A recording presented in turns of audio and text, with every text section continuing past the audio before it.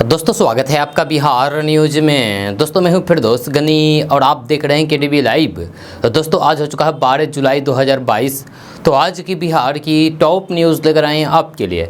दोस्तों video start करने से पहले आपसे एक रिक्वेस्ट है, अगर आप नए आए हैं इस चैनल पर तो फिर इस चैनल को सब्सक्राइब करके बेल आइकन को भी प्रेस कर दीजिए और साथ में वीडियो को लाइक कर दीजिए, अपने दोस्तों के साथ शेयर भी कीजिए। तो चलिए दोस्तों स्टार्ट करते हैं आज की पूरे बिहार की टॉप न्यूज़। दोस्तों आज बिहार न्यूज में सबसे पहले बात करते हैं कि जेईई मेन की परीक्षा का रिजल्ट सोमवार की सुबह जारी कर दिया गया। इस परीक्षा का रिजल्ट छात्र एनटीए के वेबसाइट पर जाकर के देख सकते हैं। इस परीक्षा में बिहार के आदित्य अजय को 99.99% अंक प्राप्त हुआ है। यह बिहार के टॉपर बने हैं। जहाँ इस बार बिहार से किसी भी छात्रा को 100% अंक नहीं मिला है। जहाँ आदित्य बिहार के पूर्वी चंपारण के छात्र हैं। इनके पिता अजय कुमार सरकारी स्कूल में शिक्षक है। इन्होंने जेईई मेन की तैयारी कोटा से की है। साल 2020 में ऑनलाइन तरीके से तैयारी की है। इन्होंने बताया है कि दूसरे चरण की परीक्षा के लिए भी आवेदन किया है। साथ ही साथ जेईई एडवांस के लिए फोकस कर रहे हैं। इसके अलावा बिहार से सैकड़ों छात्रों का बेहतर रिजल्ट हुआ है। जहाँ पटना के कई कोचिंग संस्थानों ने बेहतर रिजल्ट का दावा किया है। इधर देखा जाए तो फिर जेईई मेन की परीक्षा में बिहार से 80,000 छात्र शामिल हुए थे। दोस्तों बात करते हैं कि बिहार के कटिहार जिले में पानी से भरे गड्ढे में डूबने से 2 छात्रों की जान चली गई। यह घटना डंडखोरा थाना क्षेत्र के सिंधिया पुल के पास की है। बताया जा रहा है कि नितिन राज और सरल कुमार उर्फ लकी कोचिंग से पढ़ने के बाद घर वापस लौट रहे थे। इस दौरान सिंधिया पुल के पास पैर फिसल जाने से दोनों पानी से भरे गड्ढे में गिर गए और डूब गए। इस हादसे में दोनों छात्रों की जान चली गई। इसकी जानकारी मिलते ही परिवार वालों और ग्रामीणों ने काफ़ी खोजबीन के बाद दोनों युवकों को पानी से बाहर निकाला। जहां वे उनको सदर अस्पताल लेकर के पहुंचे, जहां चिकित्सकों ने दोनों को मृत घोषित कर दिया। दोस्तों बात करते हैं कि आज का दिन बिहार और झारखंड के लिए ऐतिहासिक है, क्योंकि पीएम मोदी आज 12 जुलाई को देवघर एयरपोर्ट का उद्घाटन करने बाबाधाम आ रहे हैं। कहने के लिए यह एयरपोर्ट झारखंड में स्थित है, लेकिन इससे बिहार के सीमावर्ती इलाकों में रहने वाले कई जिलों को लाभ होगा। ताज़ा अपडेट के अनुसार देवघर में एयरपोर्ट बनने से खगड़िया, नवगछिया, कटिहार, भागलपुर, बांका, जमुई, लखीसराय, शेखपुरा और बेगूसराय के लोगों को अधिक लाभ होगा। अब ये लोग आसानी से दिल्ली, मुंबई और कोलकाता से अपने घर पहुँच सकेंगे। आपको बता दूं कि अगर हम पटना या फिर दरभंगा एयरपोर्ट से भागलपुर या फिर उसके आसपास के जिलों की बात करें तो लगभग 200 से 250 किलोमीटर की दूरी है। लोग अगर इस दोनों एयरपोर्ट का प्रयोग करते हैं तो फिर उनको आने जाने में लगभग 3 से 4 घंटे लग जाते हैं। वहीं अगर देवघर से भागलपुर आने में लोगों को सिर्फ 2 घंटे लगते हैं, तो आसान भाषा में कहा जाए तो फिर इन लोगों के लिए देवघर एयरपोर्ट वरदान साबित होने जा रहा है। वहीं झाझा, जमुई, बेगूसराय, लखीसराय तो देवघर के बगल में ही स्थित है। दोस्तों बात करते हैं कि कल यानी कि 11 जुलाई को विश्व जनसंख्या दिवस मनाया गया। जहां भारत में तेजी से बढ़ती जनसंख्या सरकार के लिए चिंता का कारण बनता जा रहा है। जनसंख्या नियंत्रण की जैसी ही बात आती है, इसे कहीं ना कहीं धार्मिक रूप से जोड़ करके देखा जाने लगता है। इसी कड़ी में बिहार सरकार के मंत्री नीरज कुमार बबलू ने अल्पसंख्यकों को खास करके मुसलमानों पर निशाना साधा है।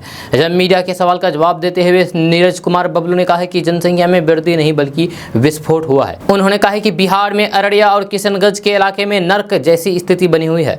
हर जगह आदमी ही आदमी दिखाई देते हैं। एनडीए की सरकार लगातार विकास का काम कर रही है, लेकिन जिस तरीके से जनसंख्या बढ़ रही है उस हिसाब से विकास का काम भी कम पड़ रहा है। जब तक हर धर्म पर जनसंख्या कानून लागू नहीं होगा, लोगों को विकास का फायदा नहीं मिल पाएगा। दोस्तों बात करते हैं कि दिल्ली में एम्स अस्पताल में इलाज करा रहे आरजेडी सुप्रीमो और बिहार के पूर्व मुख्यमंत्री लालू प्रसाद यादव की तबीयत में लगातार सुधार हो रहा है। एम्स के कार्डियो न्यूरो सेंटर में इलाज करा रहे लालू प्रसाद यादव को अब क्रिटिकल केयर यूनिट से शिफ्ट कर दिया गया है। उन्हें अब सामान्य कमरे में शिफ्ट किया गया है। लालू प्रसाद यादव की बड़ी बेटी मीसा भारती ने बताया है कि अब उनकी स्थिति पहले से काफ़ी बेहतर है। अस्पताल में लालू प्रसाद यादव के कंधे समेत 3 जगह फ्रैक्चर का शुरुआती इलाज किया गया, जहाँ वे अपने घर में गिर पड़े थे, जिस वजह से उन्हें ये फ्रैक्चर हुए हैं। इससे पहले लालू प्रसाद यादव को पटना के एक अस्पताल में भर्ती कराया गया था। दोस्तों बात करते हैं कि समलैंगिक विवाह का मामला बिहार में भी सामने आया है, जहां पटना के मकामा में दो लड़कों ने मंदिर में जाकर के आपस में शादी कर ली। जहां लड़कों ने ही अपने बीच में शादी कर ली। शादी की जानकारियां दोनों ने अपने घर वालों को भी नहीं दी। जब मंदिर में शादी कर रहे दोनों युवकों पर जब ग्रामीणों की नज़र पड़ी तब उन्होंने इस शादी का विरोध किया, लेकिन दोनों लड़के मानने को तैयार नहीं हुए। कहने लगे ही कि अब साथ जिएंगे और साथ मरेंगे, एक दूसरे का हाथ हम कभी नहीं छोड़ेंगे। जबकि ग्रामीणों का कहना था कि ये सब कुछ ठीक नहीं हो रहा है, इससे समाज पर गलत असर पड़ेगा। जब बताया जाता है कि दोनों लड़कों का नाम राजा और सुमित है। जब 22 वर्षीय राजा मोकामा के मेनक टोला का रहने वाला है, जबकि 18 वर्षीय उसका दोस्त सुमित मोकामा के ही गुरुदेव टोला का निवासी है। जब दोनों ने कुछ दिन पहले ही मंदिर में जाकर के शादी रचा ली थी। इस बात की जानकारी तक दोनों ने परिवार वालों को नहीं दी थी। दोनों को पता था कि जानकारी दी गई तो फिर दोनों के परिवार वाले ऐसा होने नहीं देंगे, इस शादी का विरोध करेंगे। इसीलिए चोरी छिपे दोनों ने मंदिर में जाकर के शादी रचा ली। यह शादी के बाद अब दोनों लहरिया इलाके में किराए के मकान में रह रहे हैं। दोनों लड़कों का कहना है कि इस शादी के बारे में जल्द ही वे अपने परिवार वालों को जानकारी देंगे। यदि परिवार वाले इस शादी का विरोध करेंगे तब भी हम दोनों एक दूसरे का साथ नहीं छोड़ेंगे, साथ ही जिएंगे और साथ ही मरेंगे। हम दोनों को कोई अलग नहीं कर पाएगा। जिंदगी भर हम दोनों खुशी खुशी जीवन व्यतीत करेंगे। दोनों लड़कों की शादी की बात जंगल में आग की तरह फैल गई। इलाके के लोग इसे गलत ठहरा रहे हैं और इसका गलत प्रभाव समाज पर पड़ने की बात कह रहे हैं। पूरे इलाके में इस शादी की ही चर्चा हो रही है। दोस्तों बात करते हैं कि प्रधानमंत्री नरेंद्र मोदी आज यानी कि 12 जुलाई को बिहार के दौरे पर आ रहे हैं। इसे देखते हुए बिहार की राजधानी पटना में सुरक्षा के व्यापक इंतजाम किए गए हैं। यह ट्रैफिक रूट में बदलाव के साथ ही अन्य कई तरह की सुरक्षा व्यवस्था की गई है। इसी के तहत पटना के चिड़ियाघर और इको पार्क को भी बंद करने का फैसला किया गया है, ताकि लोगों का आवागमन न हो सके और प्रधानमंत्री के काफिले के आने जाने में किसी भी तरीके की कोई भी विविधा उत्पन्न न हो। आपको बता दूं कि प्रधानमंत्री नरेंद्र मोदी बिहार विधानसभा के शताब्दी समारोह के समापन में शामिल होने के लिए पटना पहुंच रहे हैं। जब बिहार विधानसभा के शताब्दी समारोह के समापन में शामिल होने पीएम मोदी 12 जुलाई को आज पटना आ रहे हैं, जिसको देखते हुए सुरक्षा के पुख्ता इंतजाम किए गए हैं। जब सुरक्षा को देखते हुए आज 12 जुलाई को संजय गांधी जैविक उद्यान और इको पार्क को बंद करने का आदेश दे दिया गया है। जिलाधिकारी डॉक्टर चंद्रशेखर सिंह ने कहा है कि 12 जुलाई यानी कि आज पीएम मोदी 1.5 घंटे तक पटना में रहेंगे। इसे देखते हुए सुरक्षा के पुख्ता इंतजाम किए गए हैं। आपको बता दूं कि 12 जुलाई को यानी कि आज पटना जू के साथ ही इको पार्क बंद रहेगा। इसके साथ ही प्रधानमंत्री के आवागमन और प्रस्थान के समय एयरपोर्ट इलाके में नो फ्लाइंग जोन रहेगा। इसके बाद घरेलू विमान उड़ान भरेंगे। हवाई यात्री को कोई परेशानी ना हो, इसके लिए राइडिंग रोड और एयरपोर्ट रोड को प्रधानमंत्री काफिले के गुजरने के समय ही कुछ देर बाद बंद रखा जाएगा। जब पीएम नरेंद्र मोदी का कार्यक्रम बिहार विधानमंडल परिसर में होगा, जहां पर सुरक्षा के पुख्ता इंतजाम किए गए हैं। दोस्तों बात करते हैं कि आषाढ़ महीना झमाझम बारिश और मानसूनी ठंडी हवा के लिए जाना जाता है, लेकिन आषाढ़ महीने में इस साल गर्मी चरम पर है। सुबह होते ही आसमान से आग बरसने जैसे एहसास हो रहा है। जहाँ देर शाम तक शरीर झुलसने वाली धूप से लोग बेहाल हो रहे हैं। जहाँ आलम यह है कि छाँव में भी लोग पसीने से तरबतर हो रहे हैं। जहाँ उत्तर बिहार में मानसून कमजोर पड़ गया है। मानसूनी रेखा दक्षिण की ओर से चली गई है, जिससे फिलहाल बारिश की संभावना नहीं है। जहाँ इससे अब तेज बारिश की संभावना नहीं है। कहीं कहीं हल्की बारिश और बूंदाबांदी हो सकती है। आपको बता दूं कि मौसम में गर्मी बरकरार रहेगी। अधिकतम तापमान 38 डिग्री तक जा सकता है। जहाँ न्यूनतम तापमान 29 डिग्री पर रहेगा। जहाँ हवा में नमी 80% तक रह सकती है। 10 से 12 किलोमीटर की रफ्तार से पूर्व हवा चलेगी। जब मौसम पूर्वानुमान के अनुसार फिलहाल बारिश की कम संभावना है। इसे देखते हुए धान की फसल के लिए सिंचाई की आवश्यकता है। जब मौसम विभाग के अनुसार बिहार में अभी बारिश नहीं होगी। उत्तर बिहार के किशनगंज, सीतामढ़ी, पूर्वी और पश्चिमी चंपारण में वर्षा का पूर्वानुमान है। जब वहीं बिहार की राजधानी पटना के आसपास के इलाके में बादल छाए हुए रहने के आसार हैं। जब बिहार में अच्छी खासी बारिश नहीं होने के कारण तापमान में वृद्धि देखने को मिल रही है। मौसम विभाग की ओर से 12 जुलाई तक बारिश होने की चेतावनी जारी की गई है। इससे साफ संकेत मिल रहा है कि बिहार के बाकी जिलों में बारिश के लिए लोगों को अभी और इंतजार करना पड़ेगा। किसानों को बारिश नहीं होने से भारी नुकसान हो सकता है, क्योंकि धान के बिचड़े खेतों में सूख रहे हैं। किसान धान की रोपनी के लिए बारिश का इंतजार कर रहे हैं। दोस्तों बात करते हैं कि बिहार में कोरोना ने एक बार फिर से अपनी रफ्तार बढ़ा ली है। जब पिछले एक पखवाड़े में सक्रिय मरीजों की संख्या में 30 गुने से भी ज़्यादा की बढ़ोतरी देखी गई है। जहाँ राज्य में स्वास्थ्य विभाग द्वारा जारी आंकड़ों के मुताबिक बीते 24 जून को पूरे बिहार में कोरोना के एक्टिव मरीजों की संख्या 11 से 69 थी, जो अब बढ़कर के 2103 तक पहुँच गई है। जब पटना मेडिकल कॉलेज अस्पताल यानी कि PMCH कि कोरोना के नोडल अधिकारी पीएन झा के अनुसार संक्रमितों में गंभीर मरीज अब अस्पताल पहुंचने लगे हैं। अगर बात बिहार की राजधानी पटना की करें तो फिर 24 जून को पटना में सक्रिय मरीजों की संख्या 362 थी, जो अब 3 गुने से ज़्यादा हो गई है, जहां और 1169 तक पहुंच गई। रविवार को स्वास्थ्य विभाग द्वारा जारी रिपोर्ट के अनुसार पिछले 24 घंटे के दौरान बिहार में 421 नए कोरोना मरीज सामने आए हैं, जिसमें से राजधानी पटना में सबसे अधिक 167 नए मरीज की पुष्टि हुई है। वहीं पिछले 24 घंटे के दौरान बिहार में 1,25,000 से ज़्यादा कोविड सैंपलों की जांच की गई है। अगर आंकड़े की बात करें तो फिर पटना में मरीजों की संख्या तेजी के साथ बढ़ रही है। राजधानी पटना में 10 जुलाई को 167 कोरोना मरीजों की पहचान की गई थी, जबकि 9 जुलाई को 220 संक्रमित लोग सामने आए थे। दोस्तों बात करते हैं कि अगर आपके घर या फिर आसपास से कूड़े कचरे का उठाव नहीं हो रहा है तो फिर आप टोल फ्री नंबर 155304 पर कॉल करके इसकी शिकायत कर सकते हैं। शिकायत के लगभग कुछ घंटे बाद ही कचरे उठाने वाली गाड़ी आकर के कचरा उठाएगी।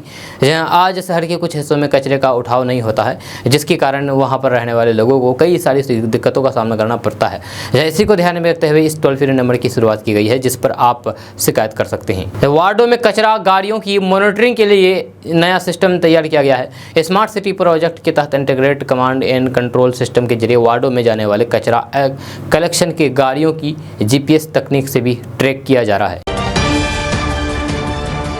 दोस्तों बात करते हैं कि बिहार विधानसभा के शताब्दी वर्ष समारोह के समापन कार्यक्रम में प्रधानमंत्री नरेंद्र मोदी बतौर मुख्य अतिथि शामिल होने के लिए आज मंगलवार को पटना आ रहे हैं, जहां उनके आगमन पर अब सियासी भी शुरू हो गई है। जहां मुख्य विपक्षी पार्टी आरजेडी ने एक बार फिर से बिहार को विशिष्ट राज्य की दर्जा देने की मांग उठाई है।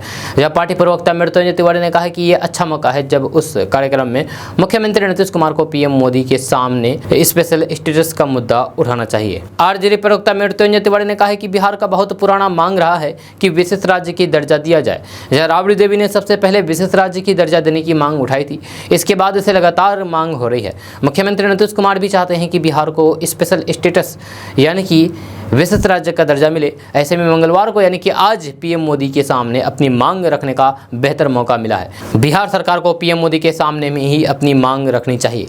जब मृत्युंजय तिवारी ने कहा कि 19 लाख रोजगार देने का वादा क्या हुआ, और इसको लेकर के बिहार की जनता प्रधानमंत्री को खोज रही है। जब बिहार की जनता ने 39 सांसद दिए हैं, ऐसे में जो वादा किया गया है वो निभाना पड़ेगा, नहीं तो फिर 2024 के चुनाव में सत्ता से जाना होगा। उन्होंने कहा है कि प्रधानमंत्री नरेंद्र मोदी बिहार विधानसभा के शताब्दी समारोह में शामिल होने के लिए आज पटना आ रहे हैं। लोगों को उम्मीद है कि पीएम मोदी से मुख्यमंत्री नीतीश कुमार की वाजिब मांग विशेष राज्य के दर्जे की रखेंगे और पीएम घोषणा करेंगे। दोस्तों बात करते हैं कि आज बिहार की कई छात्राएं मेडिकल और इंजीनियरिंग की परीक्षा में सफलता हासिल कर रही है, लेकिन वैसे छात्राएं जो पिछड़ा वर्ग से आती है, जिनके पास तैयारी करने के लिए साधन नहीं होता है, उनकी मदद के लिए पिछड़ा एवं अति पिछड़ा कल्याण विभाग ने एक सराहनीय कदम उठाया है। जब बिहार के 11 जिलों के लगभग 12 पिछड़ा वर्ग कन्या आवासीय +2 उच्च विद्यालय में छात्रों को फ्री में मेडिकल और इंजीनियरिंग प्रवेश परीक्षा की तैयारी कराई जाएगी। इसके लिए बजट भी तैयार किया गया है। इसमें 12 स्कूलों के लिए 3 लाख का बजट निर्धारित किया गया है, जिसमें प्रत्येक स्कूलों को 25,000 की राशि मुहैया कराई जाएगी। इस राशि से स्कूलों में छात्रों की तैयारी के लिए संबंधित किताबों और सिलेबस सेट खरीदी जाएगी और उसे पुस्तकालय में रखा जाएगा। छात्रों को आवश्यकता अनुसार ऑनलाइन और ऑफलाइन दोनों ही माध्यम से सहायता की जाएगी। इसके अलावा 12 विद्यालयों में कार्यरत शिक्षकों को 2 दिवसीय प्रशिक्षण भी दिया जाएगा, ताकि वे छात्रों की तैयारी में सहयोग कर सके। दोस्तों बात करते हैं कि बिहार में घर मकान बनाने वाले लोगों के लिए बड़ी खबर सामने आ रही है। ताज़ा रिपोर्ट्स के मुताबिक बिहार के पटना, भागलपुर, बक्सर समेत कई जिलों में बालू गिट्टी के दाम 2 गुना हो गया है। इससे घर मकान बनाने वालों को परेशानी हो रही है। खबर के अनुसार बिहार में सितंबर महीने तक बालू का खनन बंद कर दिया गया है, जिसके कारण बालू की कीमतों में लगातार उछाल देखने को मिल रहा है। जबकि लोहा, सीमेंट समेत गृह निर्माण की यानी कि घर निर्माण के अन्य सामग्रियों के बड़े दाम के पहले के मुकाबले अब कम हो गए हैं। आपको बता दूं कि पटना समेत बिहार के तमाम जिलों में 2 महीने पहले तक करीब 3500 रुपये ट्रक मिलने वाला गंगा का बालू अभी 10,500 रुपये में मिल रहा है। इतना ही नहीं, बालू गिट्टी के साथ साथ बिहार में ईंट के दामों में भी बढ़ोतरी देखने को मिल रही है। फ्लाई ऐश ईंट 13,000 में 1,500 और मिट्टी वाली पक्की ईंट 15 से 16,000 में 1,500 मिल रही है। इसका सीधा असर घर मकान बनाने वाले लोगों पर पड़ रहा है। दोस्तों बात करते हैं कि बिहार में रहने वाले किसानों के लिए बड़ी खबर सामने आ रही है। ताज़ा रिपोर्ट्स के मुताबिक पटना, भागलपुर, समस्तीपुर समेत सभी जिलों में फल की खेती करने वाले किसानों को सरकार के द्वारा सब्सिडी दी जाएगी, जहाँ इसका लाभ लेकर के किसान फल की खेती कर सकते हैं। खबर के अनुसार सरकार ने बागवानी मिशन योजना के तहत आम, अमरूद, पपीता और केला की खेती करने वाले किसानों को अनुदान देने का फैसला किया है, जहाँ इससे बिहार के किसानों को काफ़ी फायदा होगा और उनकी आर्थिक स्थिति भी मजबूत होगी। आपको बता दूं कि सघन बागवानी मिशन के तहत 5 हेक्टेयर जमीन में आम, 10 हेक्टेयर में अमरूद, 5 हेक्टेयर में केला और 4 हेक्टेयर में पपीता की खेती की जाएगी। जहाँ किसानों को आम, अमरूद, केला, पपीता का पौधा भी उचित कीमत पर उपलब्ध कराया जाएगा। जहाँ 1 हेक्टेयर जमीन में आम का पौधा लगाने वाले किसानों को 50,000 रुपये अनुदान की राशि मिलेगी। वहीं किसानों को उद्यान विभाग द्वारा फ्री में आम का पौधा देने का निर्णय लिया गया है। जहाँ इसकी खेती करके किसान अपनी आर्थिक स्थिति को बेहतर बना सकते हैं। इसके लिए किसान ऑनलाइन के द्वारा आवेदन कर सकते हैं। दोस्तों बात करते हैं कि बिहार में शराबबंदी लागू है, लेकिन कई जिलों में शराब की हो रहे कारोबारी को देखते हुए मद्य निषेध विभाग बिहार में जगह जगह रेड कर रही है और शराब कारोबारियों पर सख्त कार्रवाई की जा रही है और ऐसे लोगों को जेल भी भेजा जा रहा है। यह खबर के अनुसार विभाग ने बिहार की पटना, गया और नालंदा में शराबियों के 46 ठिकानों पर छापेमारी की है। इस दौरान 94,000 किलो जावा महुआ के साथ करीब 3,000 लीटर चुलाई शराब जब्त करके इसे नष्ट कर दिया गया है। आपको बता दूं कि मद्य निषेध विभाग के अधिकारियों ने 79 लोगों को गिरफ्तार भी किया है, जिससे जिले में हड़कंप मच गया है। दोस्तों बात करते हैं कि बिहार में कार, बाइक चलाने वाले लोगों के लिए अच्छी खबर सामने आ रही है।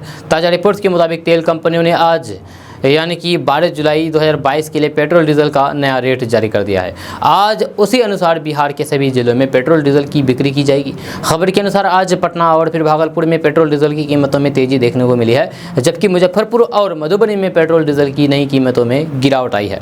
जब वहीं बिहार के अन्य जिलों में इसके दाम स्थिर नजर आ रहे हैं। दोस्तों बात करते हैं कि बिहार की राजधानी पटना से बड़ी खबर सामने आ रही है। ताज़ा रिपोर्ट्स के मुताबिक बिहार में पुलिस की कमी को दूर करने के लिए पटना, पूर्णिया, नालंदा समेत सभी जिलों में कॉन्ट्रैक्ट पर पुलिस की भर्ती की जाएगी। इसको लेकर के तैयारी की जा रही है। खबर के अनुसार पुलिस में कॉन्ट्रैक्ट पर उस व्यक्ति को बहाल किया जाएगा जो रिटायर हो चुके हैं। जहाँ ASI, inspector, sub inspector, DSP rank से जो रिटायर पदाधिकारी हैं वे संविदा के आधार पर उसी रैंक पर बहाल किए जाएंगे। हालांकि संविदा पर बहाल पुलिसकर्मियों को थाना अध्यक्ष का पद नहीं दिया जाएगा। इन्हें अनुसंधान और लॉ एंड ऑर्डर संभालने का काम दिया जाएगा। ये पुलिसकर्मी अधिकतम 65 साल की उम्र तक बिहार पुलिस में अपनी सेवा दे सकेंगे। आपको बता दूं कि जिस पद से पुलिसकर्मी रिटायर हुए हैं उन्हें फिर से उसी पद पर बहाल किया जाएगा। हालांकि उन्हें वेतन सैलरी सरकार द्वारा निर्धारित नियमानुसार दी जाएगी। उनकी सारी छुट्टियां और नियमावली भी कर दिया गया है। दोस्तों बात करते हैं कि केंद्रीय मंत्री गिरिराज सिंह ने देश की आबादी की सुरसा के मुंह की तरह बढ़ने की बात कहते हुए इसे नियंत्रित करने के लिए कड़े कानून की फिर से वकालत की है। आपको बता दूं कि संयुक्त राष्ट्र की एक नई रिपोर्ट में कहा गया है कि 2023 में भारत की जनसंख्या चीन से भी अधिक हो सकती है। विश्व जनसंख्या दिवस के अवसर पर भाजपा के नेता ने एक वीडियो बयान जारी किया है और इसे ट्विटर पर शेयर किया है। जब बिहार में बेगूसराय लोकसभा सीट का प्रतिनिधित्व करने वाले गिरिराज सिंह ने अफसोस जताया है कि पिछले 3 दशकों में भारत आर्थिक प्रगति की रफ्तार में चीन से पिछड़ गया है, लेकिन जनसंख्या वृद्धि में सबसे पड़ोसी देश से आगे निकल गया है। जहां गिरिराज सिंह ने कहा है कि हमारे पास सीमित संसाधन है, हमारी आबादी सुरसा के मुंह की तरह बढ़ रही है। 10-10 बच्चे पैदा करने वाली विकृत मानसिकता पर भी अंकुश लगाने की जरूरत है। उन्होंने कहा है कि समय की मांग है कि जनसंख्या नियंत्रण के लिए एक कड़ा कानून बने जो पूरे देश में और सभी धर्म के लोगों पर लागू हो। जब भाजपा नेता गिरिराज सिंह ने कहा है कि इस तरह के कानून की मांग संसद से सड़क तक उठानी चाहिए। जब गिरिराज सिंह की टिप्पणी बिहार के मुख्यमंत्री नीतीश कुमार के विचार के बिल्कुल भी अलग है। दोस्तों बात करते हैं कि उत्तर प्रदेश में पीलीभीत से भारतीय जनता पार्टी के सांसद वरुण गांधी इन दिनों देश में लगातार बढ़ रही बेरोजगारी को लेकर के सरकार को घेरते हुए नजर आ रहे हैं। जहां वरुण गांधी को बीते लंबे समय से आम जन के सवालों को उठाने और फिर अपनी ही सरकार पर निशाना साधते हुए देखा गया है। इसी क्रम में अब वो बेरोजगारी को लेकर के केंद्र सरकार से सवाल करते हुए नजर आए। जहाँ अपने नए ट्वीट में वरुण गांधी ने लिखा है कि आंकड़े जो डराते हैं।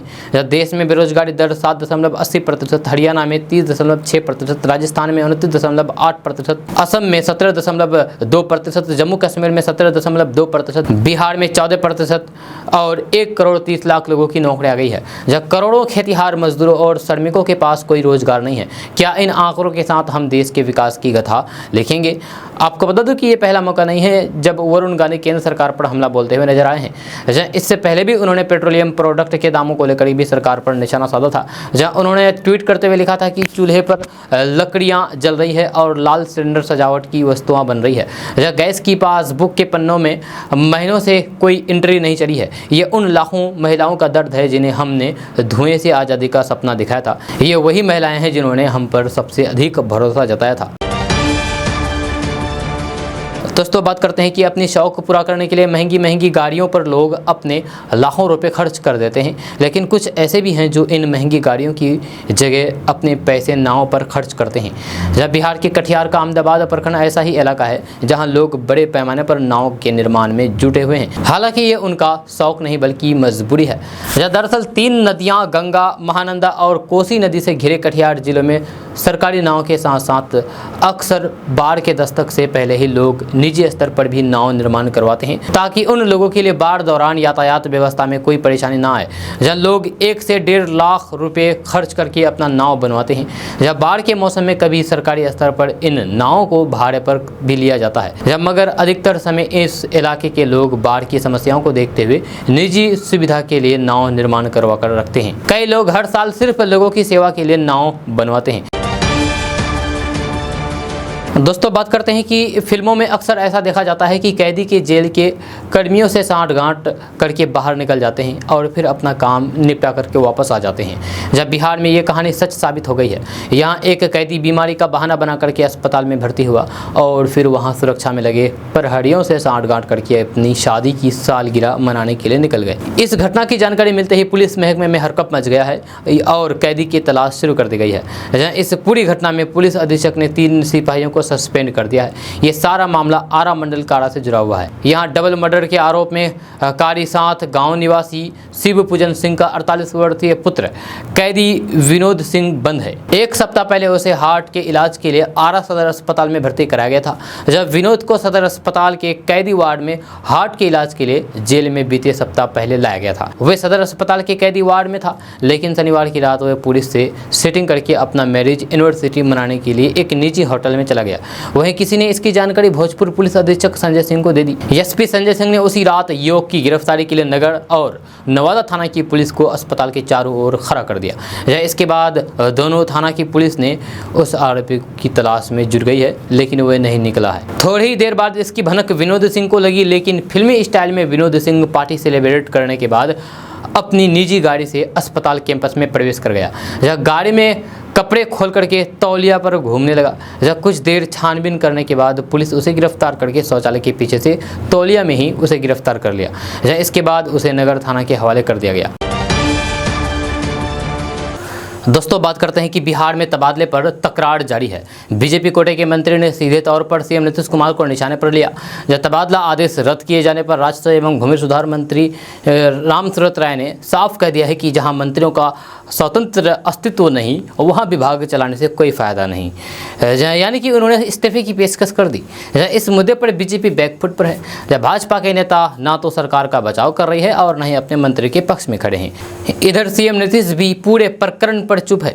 हद तो तब हो गई जब सीएम नीतीश कुमार ने जनता दरबार कार्यक्रम में मीडिया से दूरी बना ली। अब तक जनता दरबार में न्यूज एजेंसी से 3 प्रतिनिधियों को बुलाया जाता था। दरबार की समाप्ति के बाद सीएम नीतीश कुमार बाजाबता सवालों के जवाब देते थे, लेकिन इस बार ऐसा नहीं हुआ।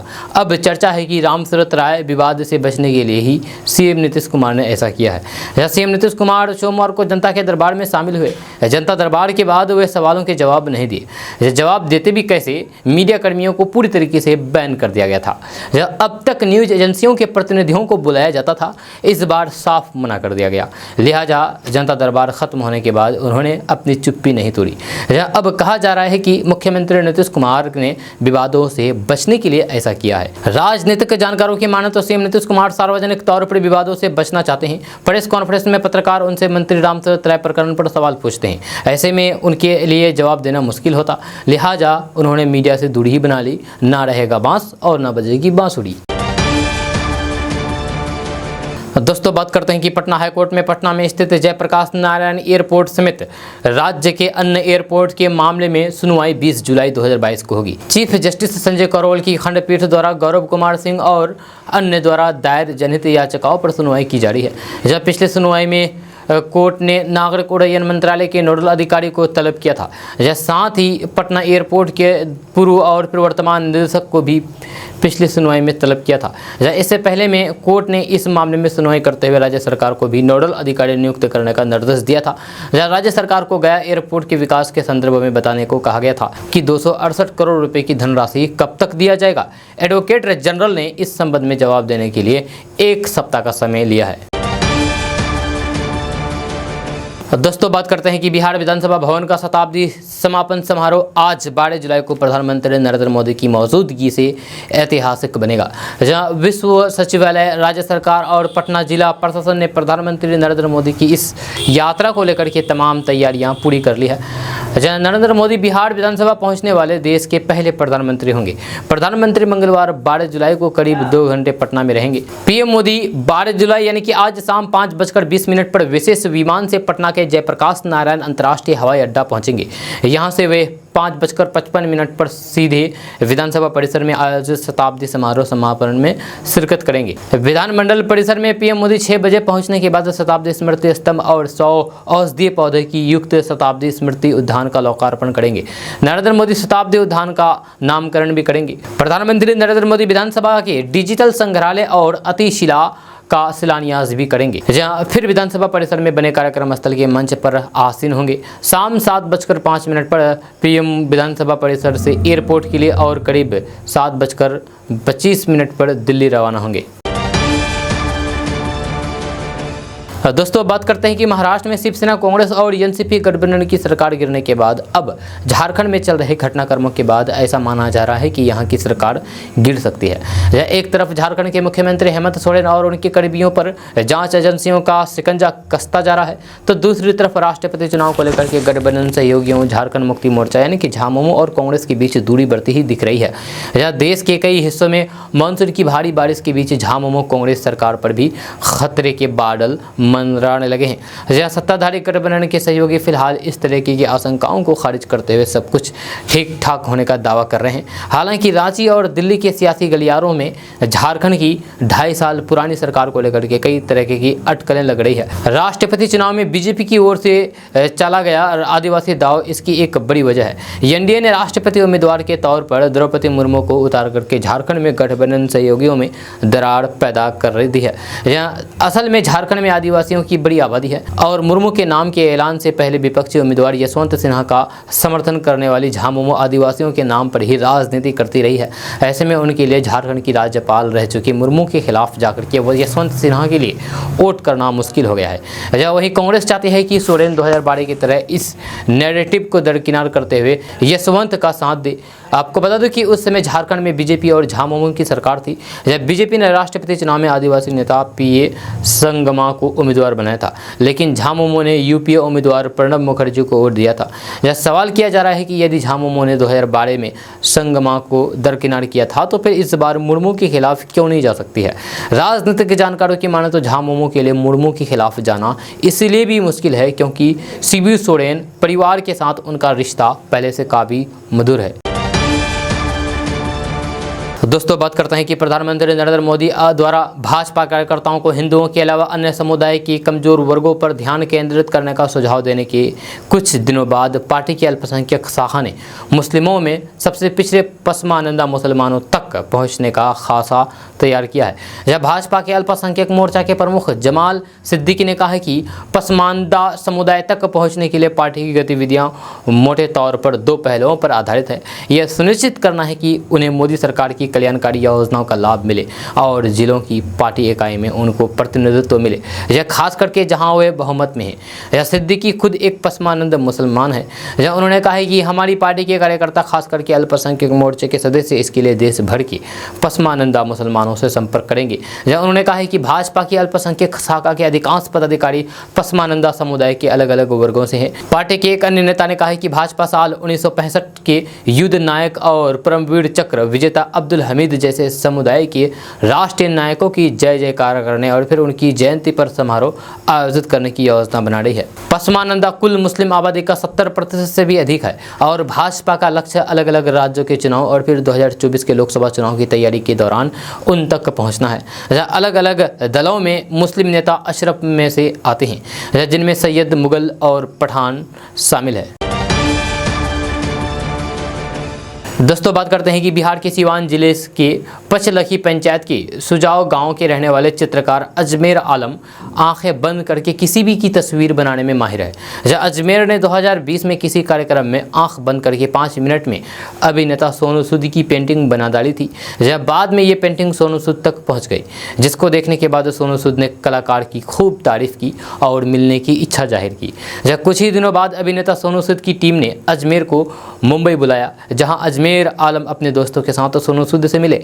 जब सोनू सूद से मिलकर के अजमेर अब सिवान लौट आए हैं। अजमेर आलम के गुरु आराध्य चित्रकला के रजनीश कुमार ने बताया है कि उत्तर प्रदेश के गोरखपुर में कोविड-19 के दौरान 2020 में सोनू सूद लोगों के मददगार बने थे। जब ये देख करके उनके सम्मान में एक कार्यक्रम में अजमेर आलम ने अपनी आंखें बंद करके 5 मिनट में फिल्म अभिनेता सोनू सूद की तस्वीर बनाई थी, जिसके बाद से उसके दोस्त ने उसे सोनू को ट्वीट कर दिया और वायरल वीडियो भी सोनू तक पहुँच गई।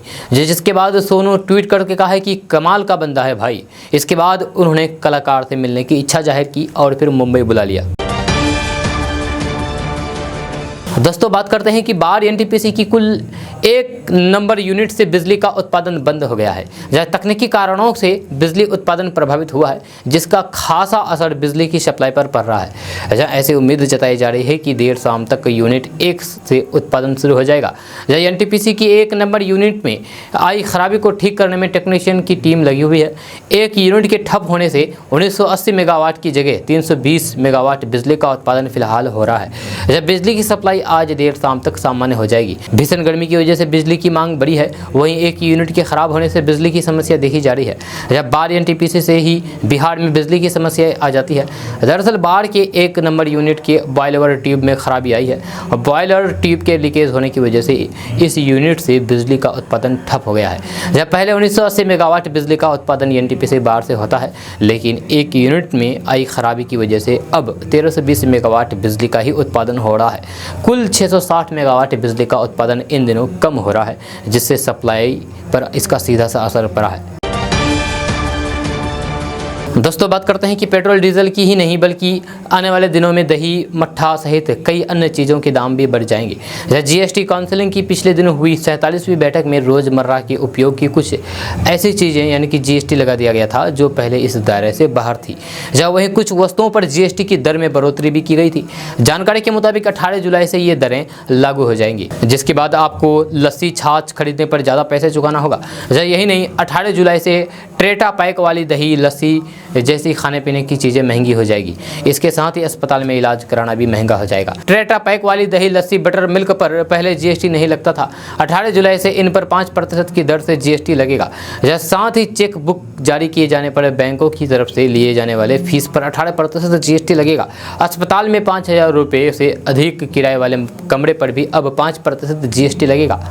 एटलस सहित मैप चार्जर पर भी 12% की दर से जीएसटी लगेगा। होटलों के 1000 रुपये प्रतिदिन से कम किराए वाले रूम पर 12% जीएसटी लगेगा, जब पहले इन पर जीएसटी नहीं लगता था।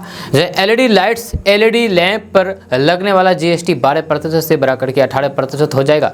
वही ब्लेड, पेपर, कैंची, पेंसिल, शार्पनर, चम्मच, कांटे वाले चम्मच, स्कीमर्स, केक सर्विसर्स आदि पर 18% की दर से जीएसटी लगेगा। फिलहाल इन पर 12% जीएसटी लग रहा है। जीएसटी काउंसिलिंग ने रोपवे के जरिए यात्रियों के सामानों को लेकर के आने जाने पर जीएसटी दर 18% से घटा करके 5% कर दिया है। दोस्तों बात करते हैं कि प्रधानमंत्री नरेंद्र मोदी ने सोमवार को नए संसद की छत पर लगाए गए 4 मुख वाले सिंह के राष्ट्रीय प्रतीक का अनावरण किया है। इसे अशोक चिन्ह कहा जाता है और इस राजकीय प्रतीक को वाराणसी के सारनाथ में स्थित अशोक लाट से लिया गया है। इस चिन्ह में 4 सिंह है जो चारों दिशाओं की ओर मुंह खड़े किए हुए हैं। इस प्रतीक चिन्ह के नीचे एक गोल आधार है जिस पर हाथी, घोड़ा, सांड और सिंह बने हुए हैं, जिन्हें दौड़ती हुई मुद्रा में दर्शाया गया है। पीएम मोदी के हाथों के राष्ट्रीय चिन्ह के अनावरण के बाद अधिकारियों ने कहा है कि कांस्य से बने इस प्रतीक का कुल वजन 9,500 किलोग्राम है और इसकी ऊंचाई 6.5 मीटर है। जहां उन्होंने कहा है कि इसे नए संसद भवन के शीर्ष पर कास्ट किया गया है और राष्ट्रीय प्रतीक को सपोर्ट करने के लिए लगभग 6,500 किलोग्राम वजन वाले स्टील की सपोर्ट कास्ट का भी निर्माण किया गया है। जब प्रधानमंत्री नरेंद्र मोदी ने राष्ट्रीय प्रतीक के उद्घाटन के बाद नए संसद भवन के निर्माण में लगे मजदूरों से भी बातचीत की। जहां नए संसद भवन की छत पर राष्ट्रीय प्रतीक लगाने का काम 8 अलग अलग चरणों से पूरा किया गया है। इसमें मिट्टी से मॉडल बनाने से लेकर के कंप्यूटर ग्राफिक तैयार करना और कांच से निर्मित आकृति को पॉलिश करना भी शामिल है। दोस्तों बात करते हैं कि दुनिया में सबसे ज़्यादा आबादी के मामले में भारत अगले साल चीन को भी पीछे छोड़ सकता है। यूनाइटेड नेशनल की ओर से सोमवार को जारी की गई रिपोर्ट में यह दावा किया गया है। इसमें कहा गया है कि नवंबर 2022 के मध्य तक दुनिया की आबादी 8 बिलियन पहुंच जाएगी। रिपोर्ट के मुताबिक 2022 में भारत की आबादी 1.412 अरब है, जबकि चीन की आबादी 1.426 अरब है। अनुमान है कि भारत में 2050 में 1.668 बिलियन की आबादी होगी, जो सदी के मध्य तक चीन के 1.317 बिलियन लोगों से बहुत ज़्यादा है। यह दुनिया का आबादी 1950 के बाद से सबसे न्यूनतम गति से बढ़ रही है, जिसमें 2020 में 1% की गिरावट आई थी। यूएन के हालिया अनुमानों में कहा गया है कि 2030 तक दुनिया की जनसंख्या 8.5 बिलियन और 2050 तक 9.7 बिलियन तक पहुंच जाएगी। जहाँ रिपोर्ट्स में कहा गया है कि 2080 तक दुनिया भर में 10.4 बिलियन के आसपास लोग रहेंगे। दोस्तों बात करते हैं कि बिहार में मानसून कमज़ोर हो चुका है। इसके कारण ना तो वर्षा हो रही है और ना ही किसान खेतीबाड़ी कर रहे हैं। जब धान बुआई नहीं होने से चिंतित है। मौसम विज्ञान केंद्र पटना की माने तो अभी 1 सप्ताह तक स्थिति कुछ ऐसे ही रहेगी। जब 1 सप्ताह तक बारिश की कोई भी संभावना नहीं दिख रही है, वहीं दूसरी ओर लोग गर्मी से परेशान हैं। जब मौसम विभाग के अनुसार बिहार में अच्छी बारिश के लिए अभी 1 सप्ताह का इंतजार करना होगा। कल सोमवार को कहीं कहीं छिटपुट बारिश हुई है। बंगाल की खाड़ी में सक्रियता बढ़ने की वजह से बिहार में झमाझम बारिश शुरू हो सकती है। जब बिहार में 1 जून से 8 जुलाई तक औसतन 292 मिलीमीटर वर्षा होनी चाहिए थी, परंतु इस अवधि में सिर्फ 151 मिलीमीटर वर्षा दर्ज की गई है। मौसम विभाग द्वारा रविवार को दिन में जारी रिपोर्ट्स के अनुसार 24 घंटे में बिहार में काफ़ी कम वर्षा हुई है।